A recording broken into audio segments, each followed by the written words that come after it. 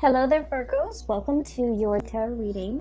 So, without further ado, I feel that the energy for this reading is really about, changes coming in at the very last minute. Okay, so I do sense some really major changes coming into the picture for you, and I feel like the message I'm getting is sooner than expected, but then at the same time it's like very last minute, very unexpected.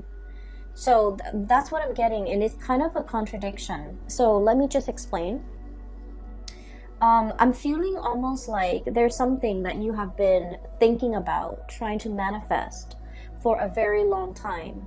And I feel like for many of you, might be 2 years, the past 2 years, you're just like, I'm waiting around for it. And you're not one to, sit around idle and wait for the tides of change to come swooping in. You guys are very, productive. And you guys are quite like busybody. You like to stay productive. You like to be efficient with your time. So it's not like you're sitting there mulling around waiting for things to come in. So on the one hand, it's always, on the forefront of your mind that you want to implement something. You want to change something. You want to do a drastic move or something very, very, I want to say like, it's like a change that is quite drastic for a Virgo. It's quite a drastic change, okay? Because you guys are still a creature of habits. But I feel like you've been mulling over a situation for a very long time. And so it's always on the back of your mind. It's also, on some days, it's on the forefront of your mind. And so I feel like you've been waiting for the opportunity or the chance encounter or something to manifest itself. And so I feel like even though you've been waiting for it for a long time, the way that it comes in, it's like when you've given up hope, or when you just like kind of clear it, or maybe even move it from the forefront of your mind into the back of your mind and focus on other things and, finding enjoyment and still moving on with your life. That's when this major drastic change is going to come in. And so it's coming in at a very, I want to say opportune moment, but also very unexpectedly. Okay, so that's what I'm seeing. I saw 2 images for you, and I feel like the first image is definitely in relations to your love life. The second image is other things that are, that it might have to do with this change. So let me just relay the first information first, and then we'll talk about the 4 cards, because it seems like the reading is split this way. So first of all, I see this man. He's wearing a coat. It's like autumn. He's at a park. It looks like Central Park. It looks outdoorsy. Lots of people around, but not so much that it's crowded. There are a few pigeons on the ground, and he's wearing like a brown coat. He looks very handsome, like he's, probably 35, 40 at the latest. And he has like a little Ziploc bag of like breadcrumbs, and so he's kind of casting it onto the ground, and the pigeons are like pecking at it. And so he's doing this. He's in a very calm state, but he's thinking about somebody. Okay. It looks to me like, he's on his lunch break, taking a walk, feeding the pigeons, or maybe he finished his sandwich and there are breadcrumbs in that bag, so he's feeding the pigeons. But either way, he looks like he's in an office type of a work environment, because he's dressed like, loafers and slacks and a shirt without a tie and a brown coat, like a brown trench coat. And so he's thinking about somebody else. He's thinking about somebody. And so the scene kind of splits in half, and there's another image. While he's feeding, there's another image of a woman. She's really pretty. She has blonde hair, and she has a mole, a very distinct mole on the bottom, I want to say right. Yeah, it would be the bottom right side of her chin. Like it's a small speckled mole, but it's very distinct for some reason. She has like red pinkish lipstick on. She's in the kitchen. She's wearing an apron. She has blonde hair. She's very young, like probably around the same age. She's cooking a pot of soup. So a really big pot of soup. And she's tasting it from a ladle, and she's adding a little bit more seasoning, salt, pepper, whatever it is. And then she turns off the stove, like it's ready, so she turns it off. And she's looking at the stove, then she looks at her living room, and she's alone, you know, in this house, in her space. And she's kind of thinking like, you know, this is such a big pot of soup. I wish that that other person were here to enjoy this food with me. So it seems like there is a situation where the two of you might have been broken up. I do see, you know, the split scene as in two people that miss each other, that long for each other's company, that's heavily thinking about one another. That's like the whole concept about sharing food, cooking for one another, you know, I guess connecting through food. It seems very nurturing. It seems like it might have been a relationship where there's a lot of community, there's a lot of caring, there's a lot of tenderness, there's a lot of like, you know, mutual affection, and you know, it's not like you wouldn't eat and cook for somebody you don't like, right? So I feel like in a way the relationship that the two people have had in the past might have been, you know, they might have shared space together, they might have lived together, they might have been married, they might have dated for a very long period of time where they're comfortable around each other and they care for each other. So whatever the situation is, there might have been a situation where two people have broken up and they're still longing to reconnect. Okay, so I feel like for majority of you that might be the situation, because he's on the park bench eating lunch possibly by himself and then feeding the birds, like he wants somebody to share that experience with him. And then she's cooking this big pot of soup and she's alone in the house, and she's thinking like, I wish that person were here to share this soup with me. So it makes me feel a little bit sad, but at the same time, I just feel like both people are very content. You know, they're going through the motions, they're still able to take care of themselves. So even if it was like a breakup or a situation where one person is no longer in the other person's life goes on. Like two people are still resuming their life. They miss each other once in a while. They're nostalgic for the past, and they miss that sense of companionship, I feel. There's definitely a sense of like, yeah, companionship. But you know, life goes on. No one is heartbroken and devastated and unable to function. Both parties are still able to function. Give me just 1 second, I apologize. Sorry about that. I was making tea and the water boiled, so I had to turn it off. Going back to that image that I saw, I feel for many of you, the fact that these two people are, you know, in different places, like there might be like geographical distance, and the fact that they're heavily thinking about each other denotes to me like a really strong soul connection. Okay, and it's depicted here. I have the Two of Cups. This is the sense of companionship. Okay.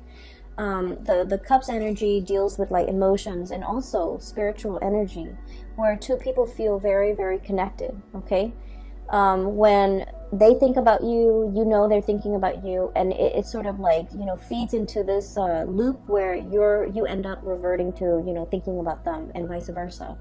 So it's a situation where two people are very, very deeply connected, really care about each other. There might be great compatibility as well. Really great compatibility between two people. So for you, especially if you're in a long distance relationship, I feel like there is an immense sense of longing, wanting to be together, wanting to connect, wanting to, you know, share the experience with another person. And then I also feel for others, there might have been a situation where it's like distance, like admiring somebody from a distance is what I'm seeing. I have here the Hermit, and the Hermit is a lonesome card. It doesn't mean loneliness. It seems to mean like some type of remote viewing.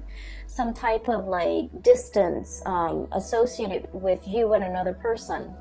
And this combination, the Hermit and the Nine of Pentacles, admiring somebody from afar, admiring somebody's beauty, admiring the way that they look, and yet being so shy or so hesitant about letting them know how you feel about them.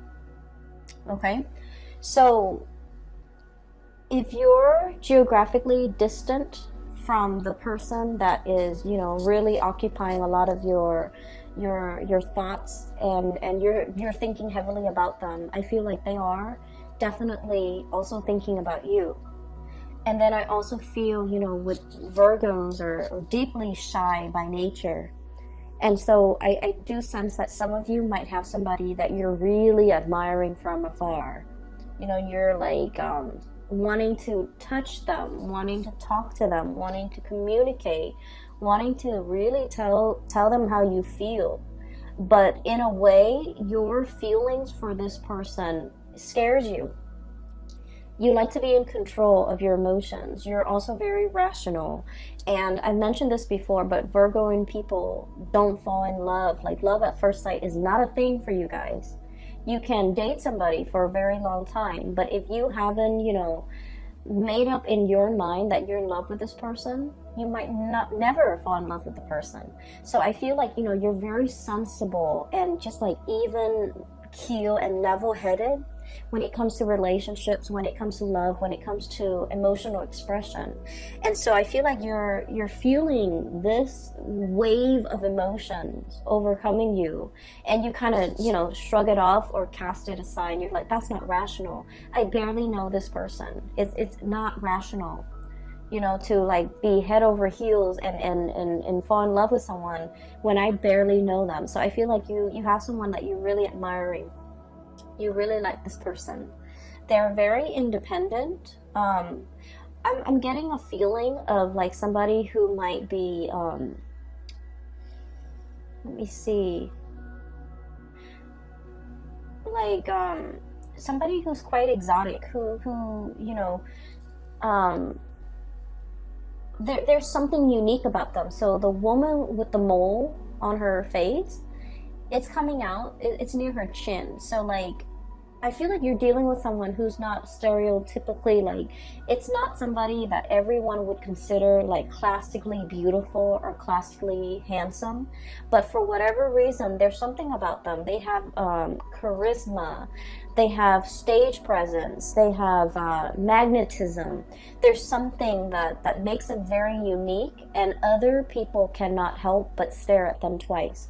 You know how there's some people, they're not classically handsome or beautiful by any stretch of the imagination, but there's something about them that's very alluring, and I feel like it has a lot to do with their confidence, the way they carry themselves, the way they carry themselves. Okay, this is a Nine of Pentacles, very independent, self-sufficient, bold. It's somebody who is like, on the one hand, they can be very earthy, very easygoing, not high maintenance. You won't catch them, you know, dressed to the T and like with full makeup on, or, you know, cologne and hairspray and grease in their hair or whatever. Like, they're not made up. They're just understatedly like just confident and put together without trying so hard. It's somebody that does everything with such grace and such ease, and I feel like because of that, a lot of people are very drawn to them. And then I also, going back to what I mentioned before, a lot of Virgo people, you guys are really deeply very shy.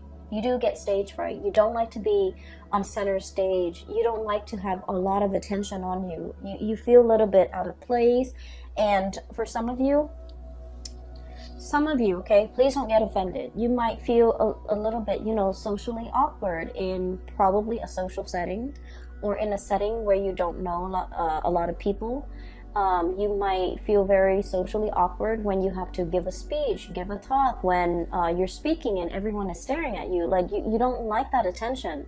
And so you admire this person for the bold and the, I guess, like the confident way in which they move through life. the ease in which they do everything, and the ease in which things just magically work out for this person. So I feel like you really deeply admire this person. And you might be admiring them from afar. And I feel like for some of you, they are also feeling that way about you. But I feel that the gravity of your feelings for them, it's overwhelming you.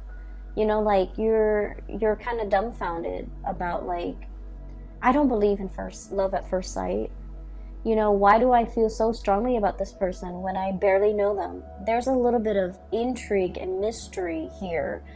And it's like you might not know a lot about them. They might not know a lot about you. You might see each other casually in passing, and you might feel like, wow, that would be a really good person for me to date or for me to have as a girlfriend or a boyfriend. And I do sense like they have no idea how you feel. And so, you know, trying to make conversation, making small talk. Virgos don't really like that, but like making small talk and trying to get into their inner circle and trying to, I'm hearing infiltrate, you know, trying to like get one leg in the door, okay? I feel like that might be a really good first step, because they might not have an idea as to how strongly you feel about them, and you're kind of scared of the impact that they're having on you, all right?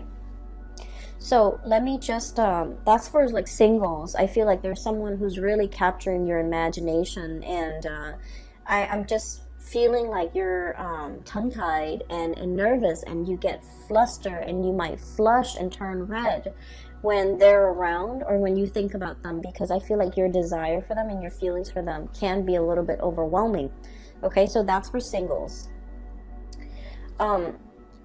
I'm feeling as if, for those who are in a relationship, okay, if you're together with somebody, you and your partner have like you're kind of like at a major crossroads, not because of the relationship, but you're planning to make some major moves, okay? Make some major moves.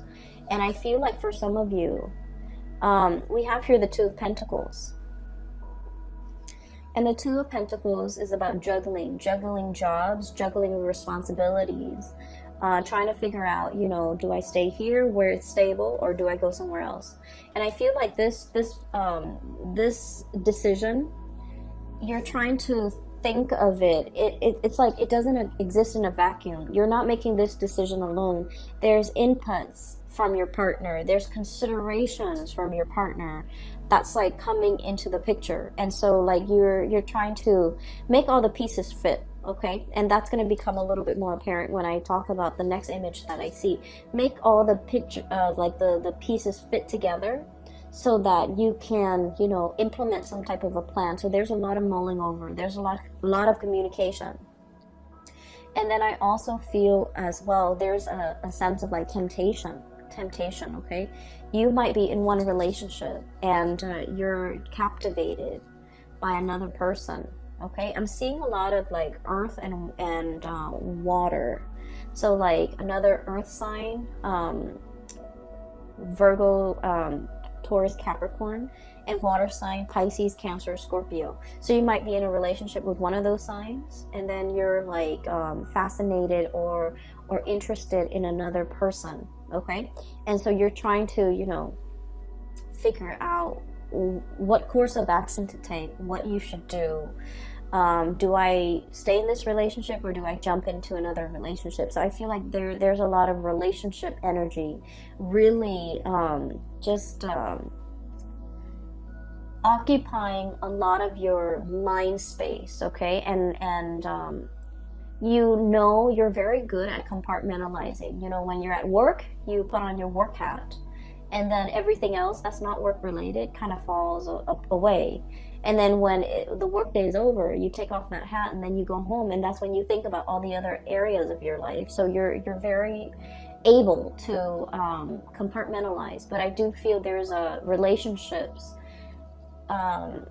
thoughts of relationship, decisions about relationships and things like that might be occupying the majority of your time for this month.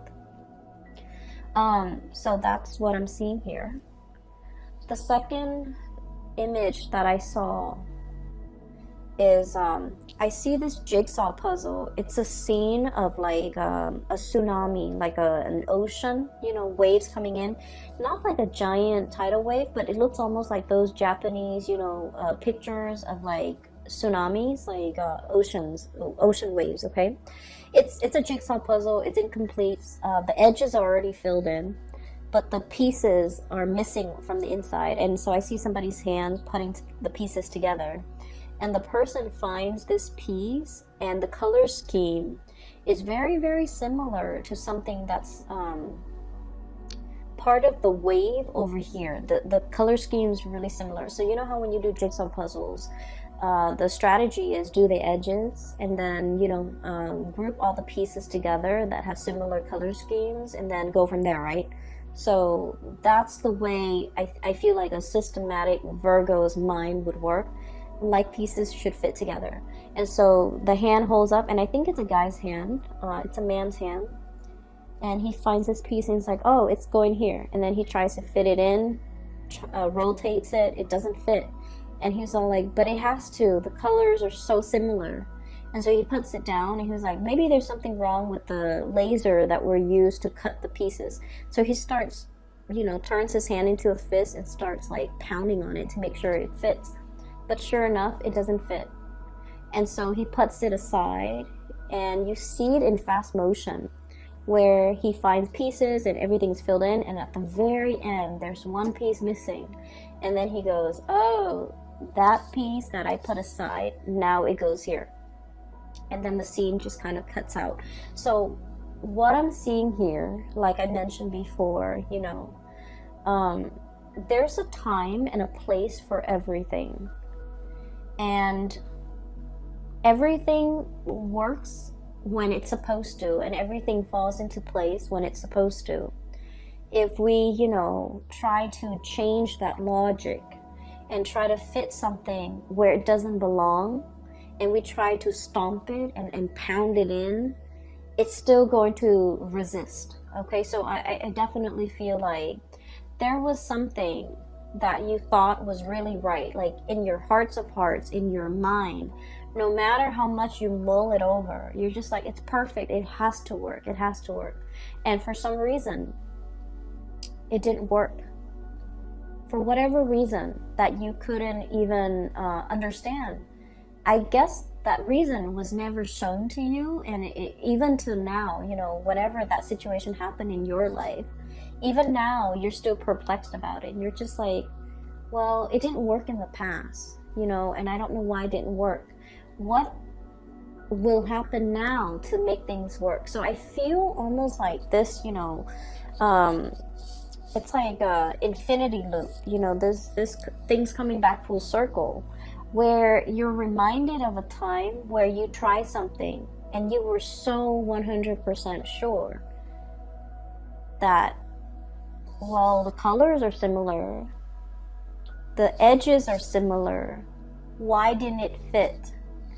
And now a similar situation is coming around, and you're just like, what if it doesn't fit this time?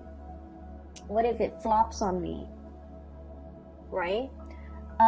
And so I feel like there's something coming around full circle, okay? And whatever didn't work out before, it's going to work out now, because in the past, you forced it. You pounded it in. And I feel almost like you were so focused heavily on the details, on the, I want to say like you might have been focused on, I guess like it's sort of like wanting something so badly and making sure that it fits even when the physical environment was not right. Does that make sense? And I mean, it got to the point where the man with the jigsaw puzzle, he was like using his fist to kind of like hammer it in, but it didn't fit. And so they're telling you, whatever that situation was, that made you feel like you doubted your intuition, you doubted your judgment because you were so sure whatever it was, it's coming back around. And now you're in a much better space where you're not trying to make things fit, where you're not trying to force things, where you are operating from a place of wisdom and allowing. And that's when the situation is like, it's right, okay? So there's a time and a place for everything. We have to be able to see the big picture in order to understand how the parts all fit together. Does that make sense? And the reason I say that is you have some two cards here that are back to back. 5 of Swords. And then the 6 of Swords. I'm sorry. 5 of Wands. Excuse me. And then the 6 of Wands. Okay? So, I'm sorry. This is the 5 of Swords. So, the 5 of Swords is a situation where we're kind of like arguing, bickering. And the sword energy denotes communication, thought processes, mental processes that might have been faulty, where no one is really getting a word in. Everyone is bickering. Everyone is trying to, be right, trying to prove that they're right. And with the 5 energies, 5 indicates some major turning point, some major change, okay? And then we have here the 6 of Wands, which is a victory. There's a situation here in the past, it was punctuated with a lot of conflict, with a lot of faulty reasoning, with a lot of just like, I believe this, even though I haven't really done the research, I still believe this.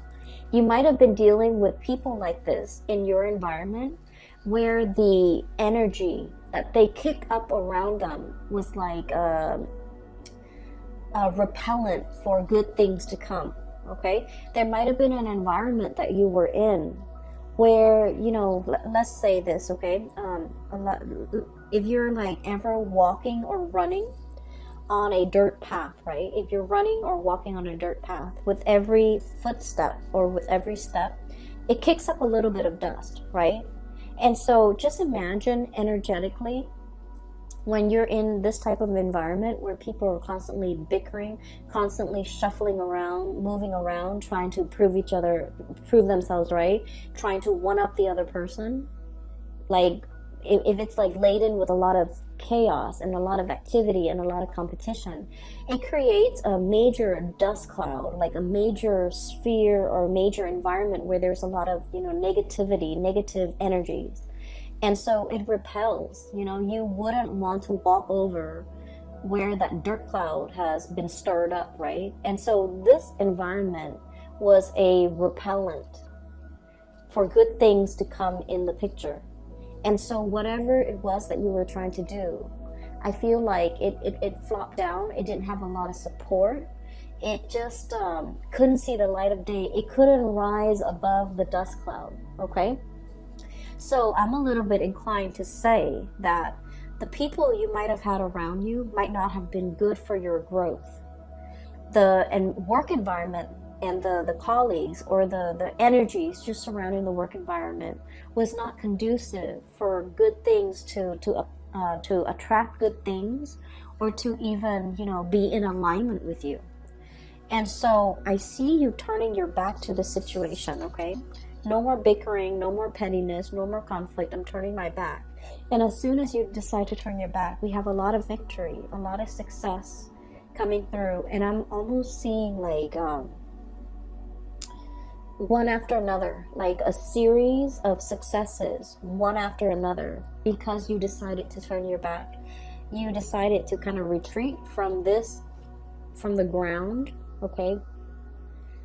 Climbing up into the tree, elevating yourself, seeing above the dust cloud, and being able to operate and function from above that cloud of negativity, and to be able to, warm yourself in the sun and to be able to attract a lot of success, okay?